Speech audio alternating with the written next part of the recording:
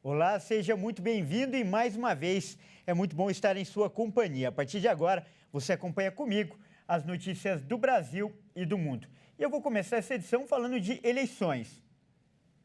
Olha só, a eleição de domingo foi a mais acirrada da história brasileira. A vitória de Luiz Inácio Lula da Silva teve a menor diferença já registrada em uma votação. Os números confirmaram a polarização que marcou toda a campanha. A apuração dos votos do segundo turno das eleições de 2022 terminou no começo da madrugada desta segunda-feira.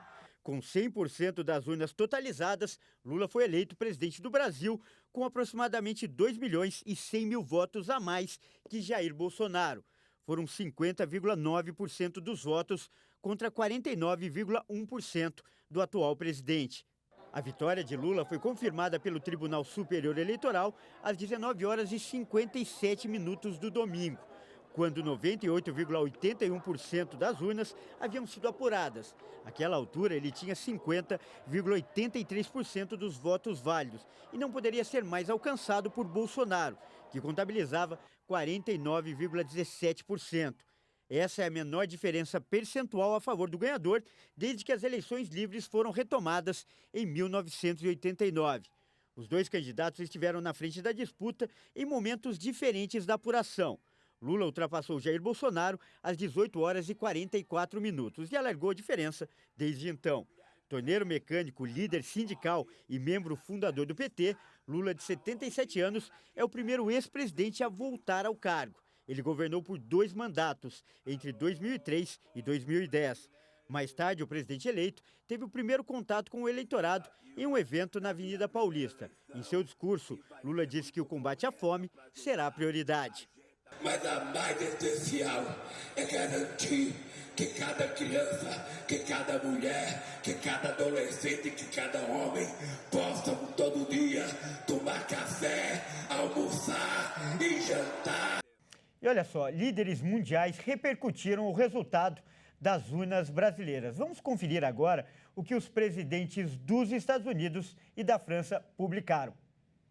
O presidente americano Joe Biden parabenizou neste domingo Luiz Inácio Lula da Silva pela vitória nas eleições presidenciais. Em um comunicado divulgado pela Casa Branca, Biden qualificou as eleições de livres, justas e confiáveis. O democrata destacou ainda que espera que possam trabalhar juntos para continuar com a cooperação entre os dois países nos próximos meses e anos. O presidente francês Emmanuel Macron também parabenizou na noite de domingo Lula. Em uma mensagem publicada no Twitter, Macron mencionou unir esforços para superar os muitos desafios comuns e renovar os laços de amizade entre os dois países. E além deles, Volodymyr Zelensky, que é o presidente da Ucrânia, publicou uma mensagem em português na qual afirmou que confia na parceria entre os dois países para assegurar a paz, a segurança e a prosperidade mundial. O presidente russo Vladimir Putin também parabenizou o Lula, assim como Rishi Sunak, que é o novo primeiro-ministro do Reino Unido.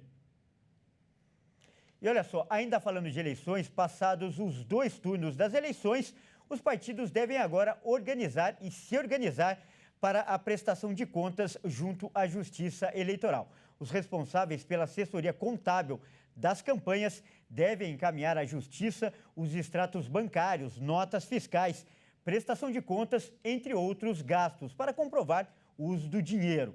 O relatório do primeiro turno deve ser entregue 2 dias após o fim do segundo turno.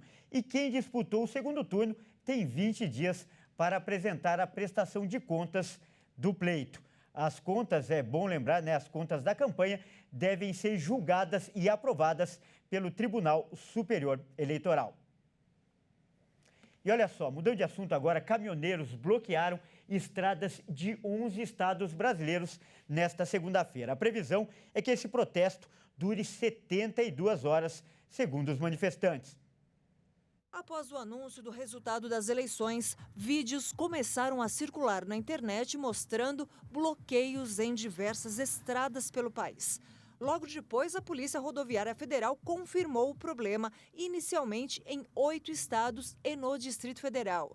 Caminhoneiros fizeram barreiras nas vias, impedindo a circulação dos veículos. Em princípio, nenhuma associação ou entidade havia assumido a autoria da ação.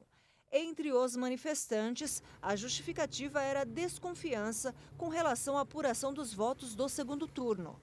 A previsão é que o protesto durasse 72 horas. Ainda na madrugada de hoje, segunda-feira, a rodovia mais movimentada do país também foi alvo dos manifestantes. A rodovia Presidente Dutra, principal ligação entre o Rio de Janeiro e São Paulo, foi bloqueada nos dois sentidos. A interdição aconteceu no trecho de Barra Mansa, no interior do estado. Por causa do ato, longas filas de carros se formaram nos dois sentidos da rodovia.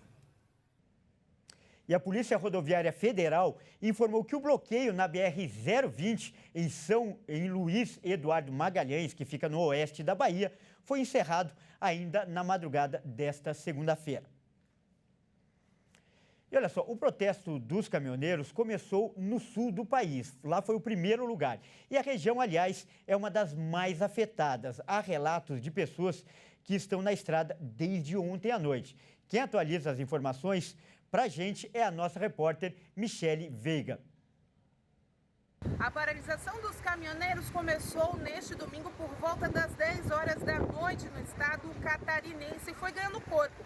Tanto que, de acordo com a Polícia Rodoviária Federal, 19 pontos de paralisação já são registrados em todo o estado, incluindo BRs e também SCs. As BRs 101, 208 e 340 são as principais vias de escoamento da produção catarinense e também de entrada de produtos no estado.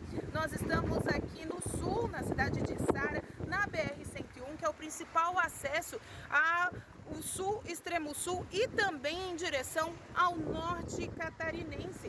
Nessa rodovia passam as principais cargas e também o escoamento, principalmente dos combustíveis para a região, o que é uma preocupação para a população, já que nas últimas manifestações que houveram, o principal item aí a ser esgotado rapidamente foram os combustíveis. Não há nenhuma informação ainda que eles estejam escassos, mas se continuar dentro de mais alguns dias, isso acontece normalmente aqui no sul, já que a principal fonte de abastecimento de toda a região é via terrestre. O movimento vem ganhando corpo, as rodovias estão sendo paralisadas.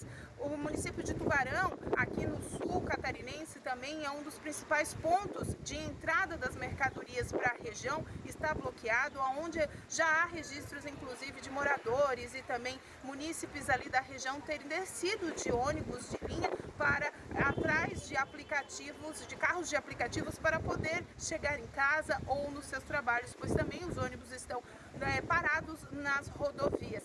Carros de passeio com idosos, crianças, há informação que os manifestantes estão deixando passar, como as ambulâncias também, mas os demais estão todos eles bloqueados nas vias. A manifestação continua ao longo já desse dia registrada e também a Polícia Rodoviária Federal vem lançando notas constantemente nos grupos de informação para a imprensa de que está tentando fazer a negociação pacífica do desbloqueio das pistas em todas as regiões do estado. Para a RIT, repórter Michele Veiga. E olha só, eu mudo de assunto agora para falar de futebol. Só faltam 20 dias, menos de 3 semanas para a Copa do Mundo.